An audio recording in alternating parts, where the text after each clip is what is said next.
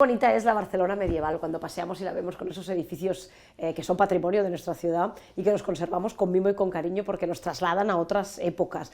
Pero no nos trasladamos del todo, porque yo no sé si habéis pensado alguna vez, paseando por esa Barcelona medieval, cómo era el olor en aquella época, cómo eran las calles, cómo era la higiene, no estaban asfaltadas, como ahora. Hay muchas cosas, muchas anécdotas y curiosidades de la vida y de la higiene en la Edad Media que se nos escapan, y sobre todo pues, a través de películas de Hollywood, imagino que nos hacemos una idea de la suciedad, ¿no? Y vemos, sobre todo en el mundo rural, ¿no? Y en aquellas ciudades hacinadas donde, bueno, pues eso, ¿no? La higiene y el olor nos la imaginamos que era muy, bueno, muy fuerte y muy densa, no sé si tanto como este libro que tengo aquí de Javier Traité. Muchísimas gracias. Hola. Historiador, un hombre, bueno, un gran comunicador y un gran entretenedor, ¿verdad? Porque es difícil, sobre todo para los que, a mí me gustaba la historia en el colegio, pero hay muchos que se les hacía bola, se les hacía ahí una bola y la historia se les hacía aburrida, pesada y densa, ¿no? Y tú has conseguido con tus libros, una serie de libros que has ido sacando, acercarnos a capítulos, a anécdotas de la historia muy entretenidas, ¿no? Y en este caso, oye, con este libro, que mira que te ha quedado enorme, porque había mucho que decir sobre el olor de la Edad Media, salud e higiene en la Europa medieval. Había Vaya tema, Javier. Muchísimo que decir, mucho más de lo que pensábamos al principio, la verdad. Sí. Pues un libro, digamos, que una vez empezamos a hacerlo, nos dimos cuenta de la trampa en la que nos habíamos metido, ¿no? Porque pensábamos, bueno, algo ligerito, digamos, para reunir la información que hay, pero hay tanta investigación desde hace sobre todo un par o tres de décadas de un montón de universidades de todo el mundo que están estudiando este tema, que nos hemos encontrado con una avalancha de datos sobre cómo era la higiene medieval, pública y privada, que ese es otro tema. Una cosa son las calles y otra cosa son las personas, que, bueno, pues, y hemos recortado. O sea podía haber sido más gordo. Que había mucha información, lo cual me da a entender que hay mucha curiosidad también, ¿no? Cada vez más estamos avanzando, nos estamos moviendo, desde hace décadas que esto está ocurriendo en la academia ya, pero también en lo público, a que la historia es mucho más que los reyes, los grandes personajes, las batallas y el cronológico ocurrió esto, sino cómo vivía la gente. Entonces, ahí es donde ha entrado esa historia de las mentalidades, esa historia de la vida privada, y ahí es donde hemos entrado en la parte de la higiene, que pese a ello es una cosa que no se ha hablado mucho. Sí. Está mucho el tópico ese del asco medieval, pero no era una cosa que hubiera mucha cosa de divulgación que te explicara realmente cómo estaba el panorama, quizá porque tampoco había ninguna obra de síntesis que aglobara un poquito todas esas investigaciones. Entonces, pues bueno, es un poquito lo que hemos querido aportar. Yo me doy cuenta que si miro películas de Hollywood, ahora que hablábamos de Hollywood, ¿no? que un poco para los que no somos historiadores y no nos hemos empapado de libros y bueno, no hemos mirado muchos pergaminos o tapices, dibujos de la época, es el cine nuestro referente, claro. ¿no? Entonces, si miras películas de la Edad Media que hacía Errol Flynn, todo el mundo iba muy guapo, muy bien vestido, muy limpio, las uñas impecables. En cambio, si miras estas últimas series, por ejemplo, de las plataformas estas que hacen estas series medievales o vikingas y tal, nos damos cuenta de que ponen mucha suciedad, ¿no? Sí. ¿Estos son modas también o no? Sí, son modas y estéticas. Los vikingos son todos moteros, que son todos como Helsinger, le falta salir con la Harley y luego irse por ahí, ¿no? Con la chupa de cuero, esos rapados, los mojados, ahí sí, llevan una pinta que no se parece en nada como era un vikingo de verdad. O sea, que criticamos a esos vikingos del cine antiguo, de Vicky el vikingo, de los cuernos. Por los cuernos, que es verdad que no llevaban cuernos. Kirk Douglas, ¿no? Por ejemplo, pero digamos que no, la ropa no tenía nada que ver, la barba, los cascos que llevaban, las armaduras, que no tienen nada que ver con pero estas versiones más modernas tampoco. No tiene nada que ver con estas versiones modernas, o sea, para nada. Todo lo que vemos en Vikings y en todas estas series, tampoco no, eso es el cuero tachonado, las típicas cosas estas, esos tatuajes que te llegan aquí de tribales ahí, esto no funcionaba tampoco así. Era así, nada. ¿no? Tampoco eran así, ¿no? Hay que pensar. Además que no es práctico, si tú los ves, no van, en estas series nunca van vestidos prácticos para la batalla. Es decir, a la batalla tú tienes que ir con tu buen casco porque un golpe de refilón te mata, con lo cual no puedes ir sin un casco bien hecho, nada de esto rapado ni estas cosas. Bueno, y claro, la suciedad es otro tema. Claro. Es otro tema, ¿no? Vamos a hablar de eso, de cómo comienzas tú a investigar, a buscar trabajos de otros compañeros historiadores para acercarnos a nosotros, al gran público, este libro que de una manera entretenida nos acerque a todos esos olores, como decía yo, ¿no? En Barcelona, por ejemplo, estamos en el Hotel Mercer. El Hotel Mercer es patrimonio de la ciudad porque está en esa calle, que era la calle Lledó de Barcelona, que era la calle más selecta en la Barcelona medieval, ¿no? Donde vivía la gente guapa y donde imagino que aquí hacía mejor olor que en otras zonas de Barcelona. Normalmente las ciudades medievales se lo curraban para eso, para que primero alejar los malos olores todo lo posible, porque la fuente de los malos olores es una potencial fuente de enfermedad, y eso se entiende en la Edad Media. Lo que pasa es que, como siempre, en todo hay clases, en las ciudades también, y entonces si no se saca la industria fuera de la ciudad, al menos la podemos llevar a los barrios pobres. Y los barrios bien, pues que huelan las cosas bien, la limpieza de las calles se trabaja más. Digamos que los barrios ricos suelen oler mejor siempre. Bueno, vamos a hablar de qué importancia le daban en la Edad Media a la higiene. A ver, esa es una gran pregunta que para responderla de manera corta, a ver. Mucha más de la que nos pensamos. ¿Sí? Muchísima más. Porque hay que pensar que el paradigma médico y sanitario que ellos tienen es el que se tenía en época romana. Entonces no podemos imaginar un mundo romano de cloro y lejía y todo el mundo blanquísimo y de repente en la Edad Media todo el mundo se cubre de barro. El sistema, el paradigma mental es el mismo, no conocer los microorganismos. Para ellos lo que transmite la enfermedad es el miasma, el aire pútrido que emana de las cosas en putrefacción, del suelo, etcétera. Eso al moverse es lo que te entra en el cuerpo, desequilibra tus humores y te hace enfermar. Por tanto, un sistema básico de sanidad es alejar los malos olores. Entonces, ese sistema tan básico que está basado en una teoría errónea le servía para, bueno, pues decir, pues quizá los basureros sería buena idea tenerlos fuera. Quizá los muladores para los restos muertos, quizá el mercado de la carne, pues hay que hacer que maten las reses fuera de la ciudad y entre la carne. Por eso también los cementerios están a las afueras de la ciudad. Exactamente. ¿No? Que de todos modos, claro, hay que pensar una cosa que no vemos en la Edad Media, ¿no? Entonces tú decías antes esas ciudades apretadas, hacinadas. Claro, estas son ya para el siglo XIII, XIV, XV. Es decir, ciudades que están avanzando y se están superpoblando. Pero no son las ciudades medievales de por sí. Las ciudades medievales en los siglos X, XI, XII eran como aldeas amuralladas. Ajá. Un montón de espacio libre, un montón de huertos, con sus árboles frutales, con sus hierbas aromáticas. Es decir, que las ciudades de los primeros siglos de la Edad Media son ciudades mucho más rurales. Efectivamente. Más ventiladas, si quieres, espaciosas, ¿no? exactamente. Y espaciosas, ¿no? Exactamente. Y en cambio ya a medida que llega los últimos siglos, la Alta Edad Media, ¿no? Va cambiando la cosa, se sofistican las ciudades, ¿no? Exactamente, y se vuelven mucho más complicadas. Mucho más complicadas y menos higiénicas, ¿no? Claro, menos higiénicas sí, en el sentido de que el desafío higiénico es mucho mayor. Es decir, el típico agua va, aquello de tirar el orinal por la ventana, aquello es una cosa que lo tenemos documentado para la antigua Roma, en esos bloques de pisos, donde te dicen, vete con cuidado, no vayas de noche porque vas a morir o te va a caer algo por encima, ¿no? Algún resto horrible. Pero en la Alta Edad Media esto no hace falta que ocurra, porque las casas son de una planta, y todas las casas tienen un patio delante o detrás, donde tienen su huerto, su pozo negro, etcétera. Aparte de la mejora higiénica que supone sacar el retrete de al lado de la cocina, que esto es una cosa que ocurre en Roma. El retrete está al lado de los del fuego, pero en la Edad Media esto se empieza a retirar y el retrete empieza a salir fuera, sobre todo, a lo que es a ese patio.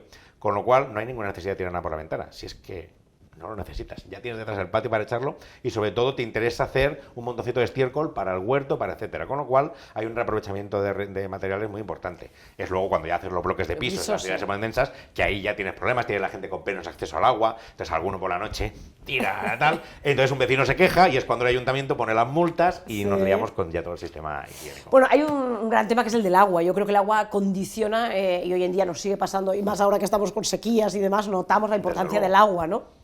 Pero en aquella época, no por falta de lluvias, sino por otros motivos, también el acceder al agua era un bien importantísimo, ¿no? Relacionado con la higiene, ¿no? ¿O no? ¿O no lo veían así? Sí, lo que pasa es que nosotros nos equivocamos al ver, es decir, como pensamos que no tenían grifos, o la inmensa mayoría de gente no tenía grifos, ni acceso al agua corriente, qué difícil era, qué bien más preciado era el agua. Pero agua era fácil de encontrar, relativamente. No estaban vaciados los recursos hídricos como los hemos vaciado hoy en día, por ejemplo, lo que son los acuíferos. Todo el mundo se hacía pozos y iba consiguiendo agua. Luego ya estamos mirando el tema de la potable, no potable, a ver cómo lo hacíamos. Pero para lavar cosas o para hacerlo, agua tenían. Y aparte las ciudades empezaron a crear, aquí en Cataluña, el Recuntal, digamos, acceso de nuevas aguas para industria, para trabajo, para lo que sea. Con lo cual, el acceso al agua no era tan complicado. Y el trabajo diario, parte del trabajo diario de las personas que estaban en casa, en este caso la mayoría mujeres, la mujer que estaba en casa y los niños, era ir a buscar agua. Entonces, parte del trabajo diario es ir varias veces a la fuente o a donde sea a sacar tus cubos de agua para limpiar lo que fuera, para cocinar o para lo que hiciera. Bueno, estaba esa profesión del aguador, ¿no? Que era el que pasaba por las calles con las tinajas llenas de agua, ¿no? Porque ellos eran conscientes de que una vez el agua pasaba por la ciudad, aquello se llenaba de contaminantes, de la industria textil, de los restos de residuos de la casa, con lo cual los aguadores iban río arriba, cogían el agua limpia río arriba y iban a la ciudad a venderla, nunca iban río abajo. Sabían perfectamente lo que estaban haciendo. Lo que estaban haciendo, ¿no? ¿Cuáles eran los usos y costumbres de... Hablemos, por ejemplo, del mundo más rural, de las ciudades más desarrolladas, de las altas esferas, de todos esos nobles, reyes, y también de la gente más humilde. ¿Cómo eran sus costumbres de higiene? Bueno, pues fíjate, hay una costumbre, hay dos costumbres, dos cosas que me han llamado mucho la atención. Una es el lavado de manos, que es una cosa eso que imaginamos como nos lo han estado repitiendo en la pandemia, lávate las manos 700 veces, ¿no? Como es algo que encontramos mucho más, y existe ese mito de que los cristianos no hacían nada, judíos y musulmanes sí por sus rituales, pero cristianos no, y lo encontramos en las fuentes en todas partes. Lo encontramos no solamente en Cantar de Gesta, en el Mio Cid, lo encontramos en un montón de obras, pero no solamente en nobles y caballeros, sino por ejemplo en los fabliaux franceses e ingleses, donde hay esas historias humorísticas de gente corriente. Estamos viendo como un campesino pues se va a un burdel con unas prostitutas y empiezan a comerse un cordero. Bueno, lo primero se lavan las manos. Gente corriente de la ciudad quedan con otro. Bueno, pues vamos a comer algo, ¿no? Venga, nos lavamos las manos. Eso o sea, que está implantado. tenían mucha costumbre. Era una costumbre que estaba muy implantada, mucho más implantada de lo que nos pensamos. Entonces a mí eso me sorprendió encontrarlo tan claro en las fuentes y con tanto volumen. Y después otra cosa que es el jabón. Y es que estamos sistemáticamente diciendo que ese fue el milenio más sucio de la historia y es el milenio en que se populariza el jabón. Los romanos apenas lo conocían, lo usaban para tema industrial de fijar un tema de pinturas y hacia el final del periodo te lo explican que es una especie como de lujo que viene de los germanos, que lo usan como tinte. Pero ellos para lavarse utilizan el nitrum y los óleos, utilizan otro tipo de productos. Sí. Es a partir del siglo IV cuando empieza ya a decirse que se puede usar para lavar la cabeza y el cuerpo, donde empieza a aparecer la figura de Saponarius, pero es en esa alta edad media de los bárbaros tan horribles y tan germanos cuando empieza la producción de jabón a volverse loca. Empiezan a aparecer agrupaciones comerciales, profesionales, de gente que hace jabón y los reyes encargan no sé cuántas medidas de jabón para lavar los pies de los pobres. Se empieza a incorporar y el jabón tiene la ventaja de que además se puede hacer en casa.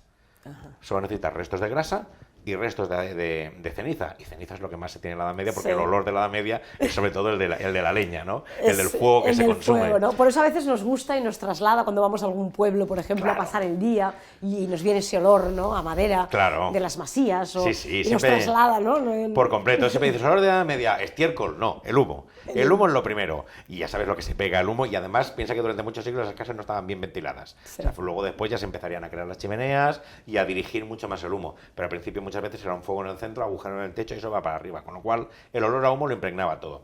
Pero con esas cenizas, con esos restos, los restos más habituales del hogar medieval, tú podías crear aquello que te servía para limpiarlo. Ya reciclaban entonces, ¿no? El reciclaje es una base absoluta de la vida medieval, de la vida en general premoderna, toda la base preindustrial. Conseguir las cosas era muy caro, es igual que el vestido. Llevaban toda la ropa hecha una porquería. Oiga, la ropa era carísima.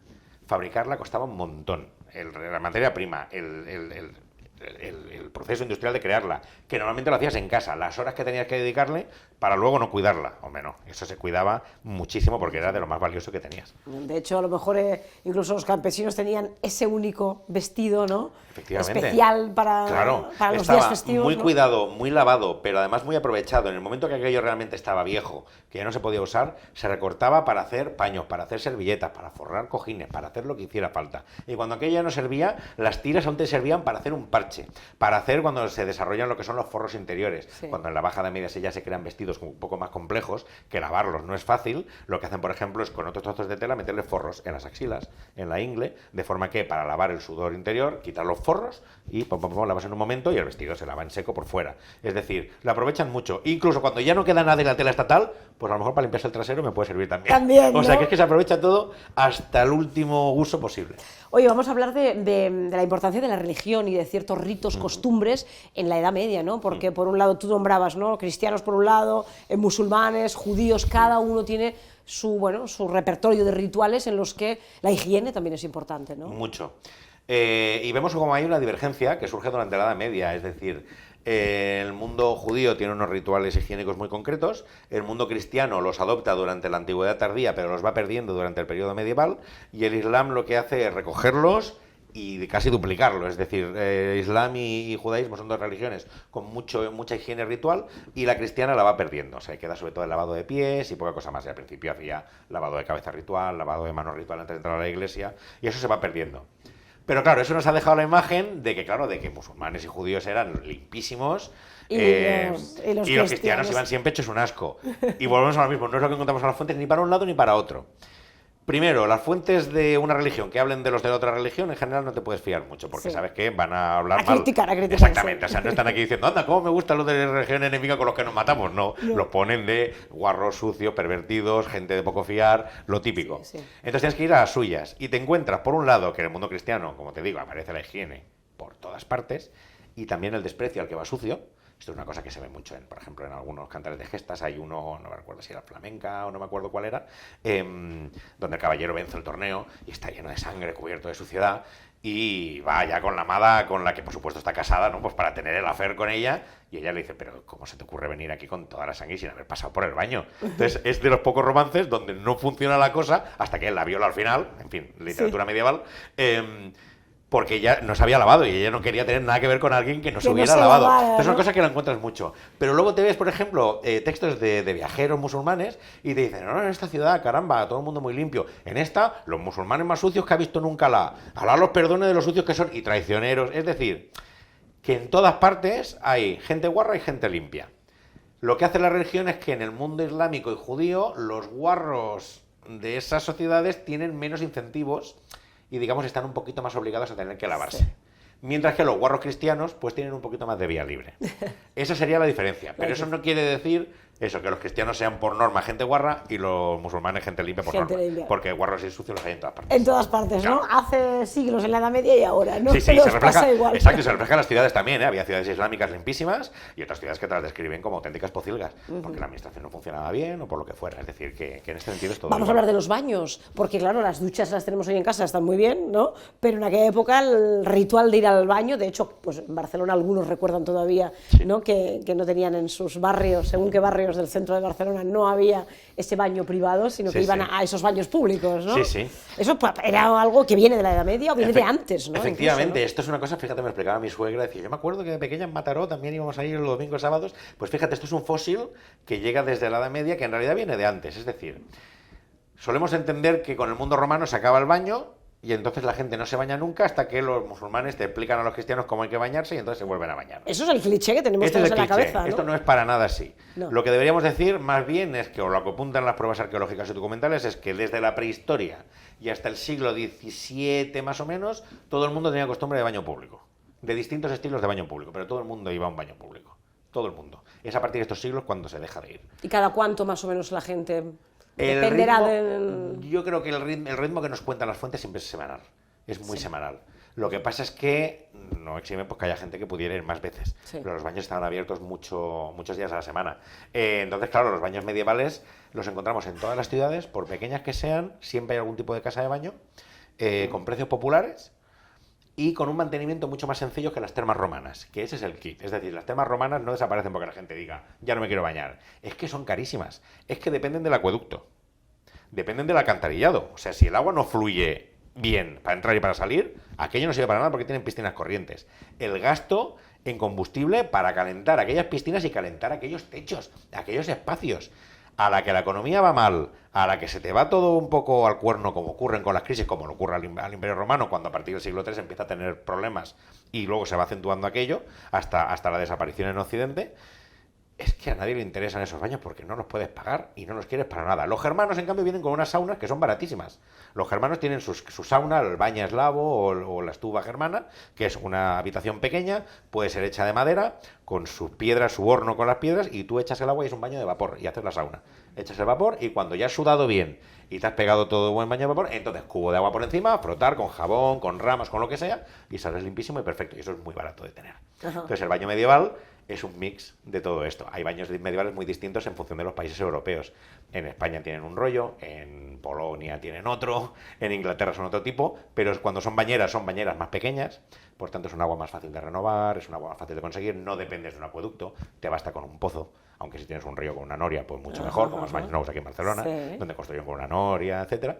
Entonces digamos que es algo que está totalmente implantado y te marcan, por ejemplo, en España, que había mucho conflicto entre las tres religiones en la sociedad, pues ¿cómo lo hacían? Pues organizaban por días. Pues los lunes y los martes van los hombres cristianos, los miércoles están las mujeres cristianas, los viernes pueden ir judíos y musulmanes, pero los sábados mujeres musulmanas. Bueno, se lían en función de cada ciudad, la composición social, organizan los baños, el calendario de los baños de una forma u otra, pero que están ahí, que son lo común es algo escandaloso en las fuentes. Y tenemos que empezar a verlo. Piensa que hay una cosa. Es casi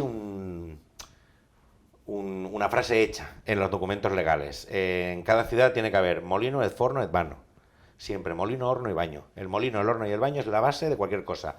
Alfonso X en las partidas, para que una mujer pueda testificar cualquier cosa que haya visto en molino, en horno, en baño. Una persona puede denunciar a cualquiera que haya estado en molino, en horno, en baño. A los genoveses conquistamos Sevilla, les damos un barrio. Podrán construir molino, horno y baño. O sea, la estructura básica de vivienda en la Edad Media incluye un molino para moler la harina, un horno para hacer el pan y un baño para lavarse los fines de semana. Durante el día es el lavado por partes. Hasta y el cambio de camisa. Así de importante era la higiene en aquella época, claro. ¿no? Imagínate, ¿no? Se organiza la sociedad. Totalmente. Luego aparte de eso, la limpieza en casa. Es decir, el baño es para ir a hacértela a fondo. Luego, digamos, lo que nosotros sería nuestra ducha diaria, es lo que ellos hacían era, al volver de trabajo, es con la combinación de lavado por partes, es decir, palangana con agua, frotar las partes que pueden oler más, que acumular más sudor, y cambiarse la camisa. La camisa es esa prenda interior que llevan a la Edad Media, que es la que absorbe todo el sudor del día y del cuerpo. No la ropa exterior. Siempre está esa camisa en medio. Nuestra ropa interior hoy en día es muy mínima. En la Edad Media era una camisa entera que llegaba hasta muslo, media pierna. La mujer solía ser un poco más larga, para poder también atarla en caso de temas menstruales. Entonces, esa camisa es la que se tiene que cambiar cada día y dejar airear y ponerte una nueva al día siguiente. Entonces, el guarro en la Edad Media es el que no se lava por partes ni se cambia la camisa. Como hoy en día es el que no se ducha, ¿no? Y el que te joroba en el metro, pues el que te jorobaba yendo para el taller y decías, ostras, macho, es porque este no se había cambiado la camisa. No se había cambiado la camisa, ¿no? Oye, ya para acabar, si nos trasladamos a la época de Versalles, también tenemos esos clichés de que inventaron el perfume porque es que olían fatal. Por ahí en Versalles estaba lleno de suciedad, eran guarrísimos todos. Cuéntame si esto también es otra invención y otro mito. Esto es otro mito. En Versalles estaba lleno de retretes donde se podía ir. Estaba lleno de retretes. Sí. ¿Por qué ha llegado esta imagen de que en Versalles no había retretes? Porque nos cuentan un montón de milongas y si nadie se molesta luego en contrastar, pues alguien lo repite, entonces salen 5 páginas web y entonces alguien lo mira y coge la información y dice, esto lo dicen en 7 sitios, será verdad. Y lo cojo y lo replico y luego tú te pones a buscar las fuentes y no lo encuentras. Hay baños en Versalles, pero sobre todo lo que sí que es cierto es que la edad moderna es más complicada higiénicamente porque tenemos un aumento demográfico importante, las ciudades empiezan a crecer mucho, con la nueva incorporación de alimentos también, la demografía crece mucho. Y se junta que desaparecen los baños públicos. Por, sobre todo, la sífilis. Es decir, la peste del siglo XIV ya empieza a generar una teoría médica de que a lo mejor los baños, al abrir los poros, no es muy buena idea porque el miasma entra y te envenena. Pero más o menos con la peste podían lidiar y durante todo el siglo XV se siguen abriendo casas de baño y siguen teniendo mucho negocio. Pero cuando llega la sífilis, eso es más complicado porque es una enfermedad que desconocen, muy chunga, te desfigura la cara, te desfigura los genitales. En algunos casos, en muchos baños, había también la posibilidad de la prostitución, no en todos y no en todos los países, pero también estaba un poco asociado. Entonces, digamos, se genera, sí, cada vez más literatura médica y moral diciendo no vayas a los baños por mujeres y no vayas a los baños por enfermedad. Y vemos cómo se empiezan a cerrar las casas de baños. Entonces ahí es donde empieza a ir menguando. Exacto, la sociedad, en un momento que la sociedad crece y empieza a hacinarse cada vez más y vivir en peores condiciones, pierden una de las infraestructuras básicas de higiene social que te permitía, digamos, aliviar la carga del olor humano en las concentraciones de población. Entonces, claro, ahí se dan unos siglos que son los complicados, que te llevan a ese mundo preindustrial que sí que tenemos documentado como absolutamente asqueroso y es como la de los dientes. Siempre la edad media de dientes, bueno, no había caries apenas en la edad media. Ahora, tú coges una dentadura de una tumba del siglo XIX y vas a ver qué dientes. Esos dientes sí que estaban, las ciudades industriales del XIX tenían los peores índices de salud de población que encontramos en la historia. El azúcar, ¿no? El azúcar, una dieta muy pobre con un azúcar muy fino y un pan que se pega mucho en los dientes, sumado a la malnutrición más los problemas de hacinamiento, hacen que una chavala con 15 y 16 años pudiera tener la dentadura negra. Imagínate. Y en la edad media esto no te lo encuentras. Eso no pasaba, ¿no? No, porque tenían una dieta muy pobre en azúcar, con lo cual ya tenían muchas menos caries. Lo que tenían más en la edad media era desgaste, la atrición. Eso se hay que notar porque trabajaban mucho con los dientes y aparte con las piedrillas o la harinilla que daban en el pan de moler en el molino de piedra, había mucho desgaste. Pero ese desgaste hacía eso, que no hubiera caries apenas, había muy ahora sí, si tenías una caries podías darte por jorobado, porque eso era chungo. Pero había mucha menos caries que hoy en día, estamos encontrando niveles muy bajos, varía, por poblaciones, lógicamente, y por clase social. La clase social. Claro, hay un estudio muy interesante en Inglaterra que han estudiado las dentaduras de un cementerio de la parroquia, del obispado, donde están los obispos y los nobles y la gente bien, y del hospital. Y las mejores dentaduras están en el de la parroquia, de la gente pobre. Claro. Porque los nobles Y los enfermos son los que comen azúcar. Los enfermos los medicamentos se hacen todos con miel y con azúcar, con lo cual la gente que come pan más fino, más azúcar, son gente que tiene peores dentaduras. Peores dentaduras, ¿no? Sí, sí, sí. Fijaros, todas estas cosas y muchísimas más las vamos a encontrar en este libro, El olor de la Edad Media, salud e higiene de la Europa medieval. Te has pasado muy bien haciendo el libro. Me lo he pasado maravillosamente. Pero has currado mucho, porque mira que... Hemos estado con Consuelo 4 años, desde 2019 que empezamos con esto, pero bueno, hemos quedado satisfechos porque creemos que hemos hecho un repaso intensivo a todo lo que se ha estado estudiando, porque, insisto, es que hay muchos investigadores trabajando desde hace mucho tiempo y valía la pena, pues bueno, juntarlo todo y hacer una buena panorámica. Javier Traité, Consuelo Sáenz de Bremont, dos colegas, dos historiadores que se lo han pasado pipa haciendo este libro, El olor de la Edad Media. Ya para acabar, una anécdota con la que tú te quedas, algo que escribiendo el libro te haya hecho sonreír, te haya sorprendido, hayas dicho, esto sí que no me lo esperaba. Pues fíjate, una cosa que sí me la esperaba, pero me hizo mucha gracia encontrarla en directo y tan claro, como fue el desprecio al campesino que surge cuando se sofistica la sociedad medieval. Entonces el campesino es el que huele a estiércol. Hay una farola muy graciosa donde un campesino pues va con su mulo, con sus 2 cascos de estiércol, sí, pasa por la ciudad y pasa por la calle de las especias, huele las especias y se desmaya. Y entonces la gente, Dios mío, este hombre se ha desmayado, y sale un hombre y dice, yo lo ayudaré un momentito, y coge un poco de estiércol del carro, se lo pasa por la nariz y el campesino se despierta. Y la moraleja que te dan es, tú campesino, quédate en el campo con el estiércol, que los olores de ciudad, las especias, los perfumes son para la gente buena como yo. O sea, es algo, un clasismo tan bestia, pero explicado de una forma con ese salero que reconozco que este Paulio me hizo reír. ¿No? Sí, dentro de que, claro, cuando te pasa a ti pues no es gracioso. Bueno, es que ¿no? el olor hoy en día es importante, pero me da a mí que en la Edad Media también. Todavía más, Todavía sí. más, ¿no? Gracias, Javier, por Muchas todo este gracias. ratito. Muchísimas gracias.